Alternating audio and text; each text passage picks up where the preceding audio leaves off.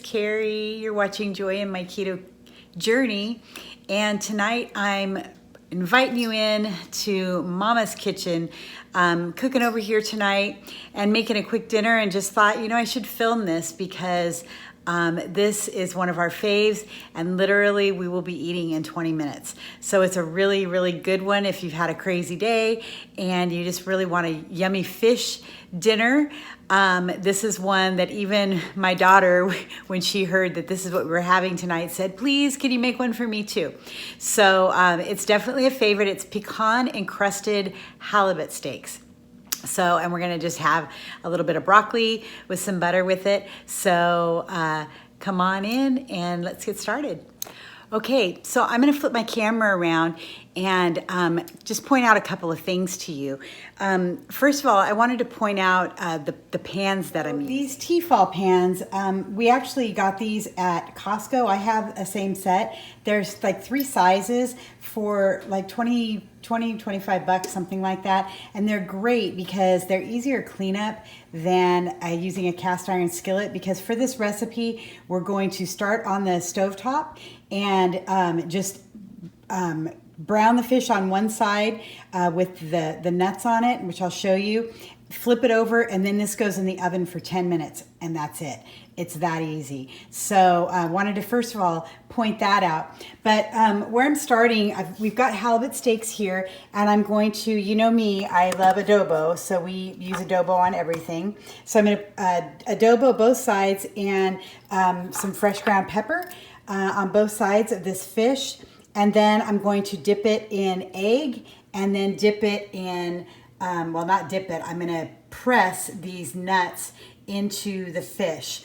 And what I do is, it's 1.5 ounces of pecans that I just put in a baggie like this, and then I take a rolling pin and just kind of smash it so that they, are in fairly good chunks, but enough to fit inside and stick to the halibut. So let me show you how this works. Okay, I'm going to try to do this one-handed so I can show you. So I have put adobo and ground pepper on both sides of this halibut steak, and I'm just going to dip it on one side only in this egg that I've scrambled up here, and then you take that egg side and just really push your pecans into it.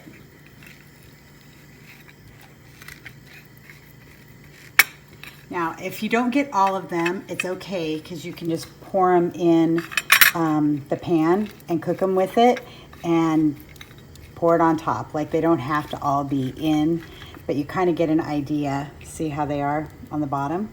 And then in my pan, I've got my tablespoon of olive oil heating, and we're just going to put this in with the pecan side down into the pan, and I'm going to do another one.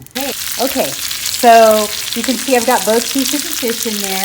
The pecan side down, I've just taken the rest of the pecans and just put them on top, and we're just going to brown it on that one side. I've got my oven preheated to 350 degrees, and so as soon as this is brown on the one side, then I'm just going to take this whole pan and put it in the oven for 10 minutes. While that's cooking, I'm going to steam up some broccoli, add some butter to it, and we're eating, folks. So it's that simple, and I'm telling you, this is an absolutely delicious dish. I also wanted to show you that this is the halibut that I'm using from Kirkland's. It's a Kirkland brand from Costco, the Wild Alaskan halibut. It's delicious and decent price. Halibut is not cheap, so we don't have this all the time, but it's definitely our fave. All right, beautiful. I just flipped that fish over, and you can see how toasted those pecans have gotten, and just, oh my gosh, it smells delectable in here. So I'm going to take this off the fire now. I just literally flipped them over, and I'm going to put them in the oven for 10 minutes. Okay.